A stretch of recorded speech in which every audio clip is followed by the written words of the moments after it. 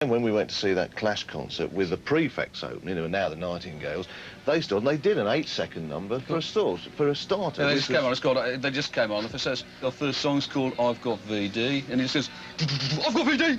And for our second number, we'd like to... and I thought, oh, this is it, great, you know? yeah, I'll be able to get home in time to see some television, you know. The idea was, I think, that we were all supposed to be, you know, like the boy next door, or, you know, some kind of... we were supposed to be kind of entertainers in a very general way, and exhibiting any kind of interest in music was rather frowned on. It was genuinely seen as a bit of a disadvantage, and people in the management, you know, would say to me, what a pity it is that you show interest in music. So for many years, nobody did, you know, and I always say, and people think you're just being clever or flippant, saying that for about 20 years there wasn't anybody else working on the radio station who was particularly interested in music. It's a bit of an overstatement, but not much of one. 30 years young, but they're not. The 80s. Anyway, the station that we've come to have a very good look at this morning is on 275 and 285, better known as the happy sound of Radio 1. And here it is. The lights aren't on at the moment, so that means Tony Blackburn isn't talking. He's doing Junior Choice at this very moment in time. The 1980s began with Radio 1's first icon relegated to the playpen of nursery broadcasting. One chap I do know very well is his producer, Don George. Thank you for holding the door, sir. And good morning, Tony. Hello, Keith. How are you? Oh, very well. How's the show going today? Oh, marvellous. Just playing Captain Beaky. Oh, super. Yes, Noel's favourite record, isn't it? It is, I believe. Well, you've just taken over Junior Choice. That's right. Are you enjoying it? Oh, fabulous time, yeah. I hated doing the children's show on Radio 1. I hated it. Keith Chegwin and Maggie Philbin were wonderful. I loved them very much. I hated doing the taking over from Ed Stewart, you know, the Stewpot things. I can't stand Nellie the Elephant. I've got to wave to all the Junior Choice sisters, because I said I'd wave. Yes. Hello? Where's Arnold this morning? Arnold, he knew that you were coming, and he's disappeared out. He's very camera shy. Well, I know you're on Saturday and Sunday as well. Yes, that's right. You're very busy on Sunday, aren't you? Very busy. Having to just be on the air at weekends. First of all, in any radio station at weekends, there's no atmosphere because there's nobody there in the place. It's like a graveyard, you know, it's awful. You just go in there and there's nobody there, really. So that's awful. And then you've got from Monday to Friday with nothing to do. Sticks from the LP Cornerstone, and why me? Why Steve Jones in the studio? That's all I want to know, Stevie. You were close. Steve Wright, yes, hello. It's live. It's Havoc. The days of the DJ superstar seem to be numbered, with the brightest stars in the firmament now fixated on television. Keith, who will be out and about somewhere next week, I wonder where. If you say that there were 3 generations of Radio 1 disc jockey, I think the first generation truly had celebrity forced on them. It's impossible to describe what an event like Blackburn, Wogan, Edmonds walking down the street was. But even out here in Oxford Street, if they walked down the street, the traffic would stop. When I came along with Steve Wright and people like us, I don't think we had that celebrity, and I think that was probably a good thing.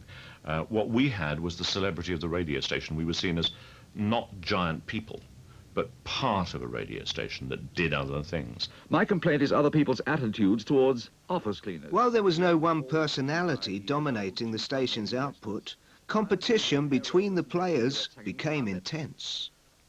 We all had pigeon boxes, pigeonholes, where all our stuff was put, our records and our letters and tapes and things. And I guess every one of us would go down there and just have a little look. But of course what you'd do is you get a good competition going, and the bundles of mail come in, and you'd leave them around for everyone to see. Silly, isn't it? It's like kindergarten, really. We will tell you about a marriage where the groom is 103 years old and the bride is 107. Yes! Holiday? I don't think I took one for 3 years. The minute my back was turned, someone would be in my seat, and I'd be out of a job. I'm not stupid. Oh, no, fatal. No, I never took a holiday. Used to slap it on tape if I was away for 2 weeks. I put it on tape. No, that's all right, do it on tape. No. I needed the money, A. And B, I thought to put somebody in and thought, oh, he's all right, and cheaper. The audience was beginning to look elsewhere, too. As each new commercial radio station opened up, by strange coincidence, the Radio 1 tour bus hit town. And I remember getting on a coach going down to Southampton, and I think I was last on, and I walked down the coach, and I saw Dave Lee Travis, Noel Edmonds, John Peel. I thought, this is the first team. This is the first team. Great, all these famous faces, and I thought, I'm part of them. And we had jackets with their names on in those days, which we had to wear, a bit like school uniform. You know, and it was a school uniform thing. You know, let's try and get away without wearing the jacket. You, where's your jacket? The music policy of the station remained quintessentially the same.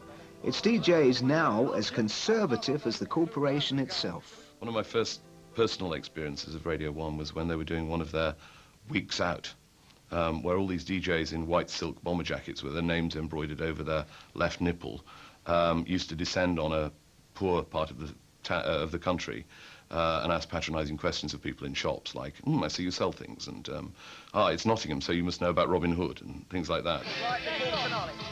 And in the evening, I was invited then to go to the Radio 1 evening at a disco, it was a disco, in Derby, which was the most extraordinary experience, I have to say. Listen, I told you about following me in here, haven't I? There weren't any bands. You know, there was music from records. And then basically all these Radio 1 DJs came on, Dave Lee Travis riding a motorbike, and I found this all quite peculiar. I couldn't understand the nature of the entertainment myself. And I said, oh, can I bring I've got a little tiny Japanese monkey bike, 50cc thing. I'll bring it in tomorrow when we do the tech. Oh, yeah, that'll be good fun. And I actually rode this thing into the studio, and that was hysterical, and people were talking about that for weeks later. Oh, you again? You're anything. Listen, John, will you push off? But it was one of my first experiences of Radio 1, and it has rather stuck in my memory.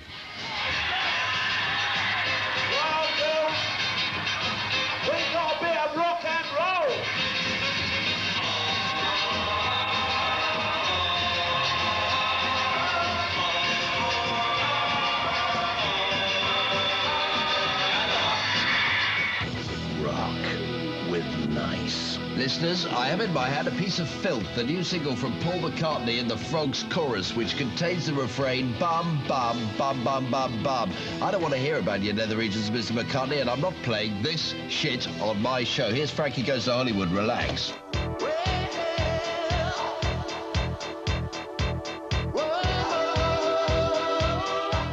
The boundary-breaking Relax challenged the conventions of Radio 1. A DJ spoke out, refusing to play it, and the record became one of the biggest hits of the decade. The video had simulated buggery on it, and I was the face of children's television, and they'd seen this video at children's TV and said, don't touch this with a barge pole. This is, if we don't want anything to do with this, please. So I thought, right, okay.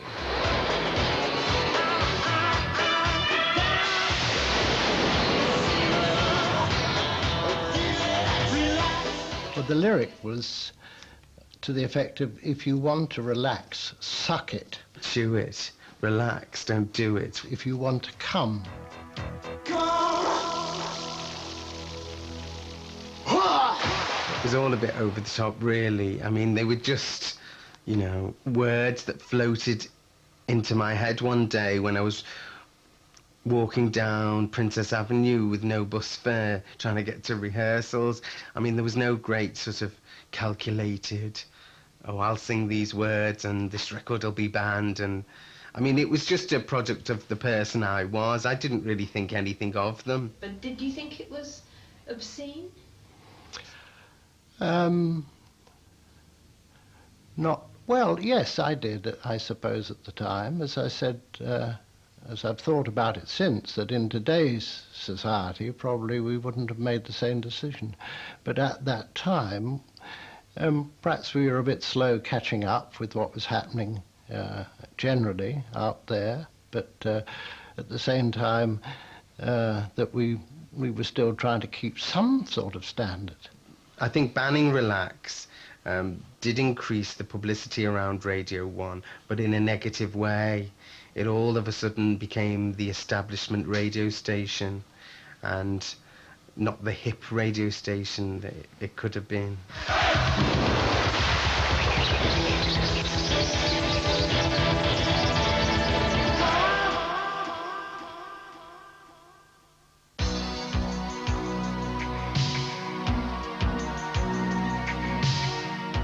This was the decade when Radio 1 discovered a conscience.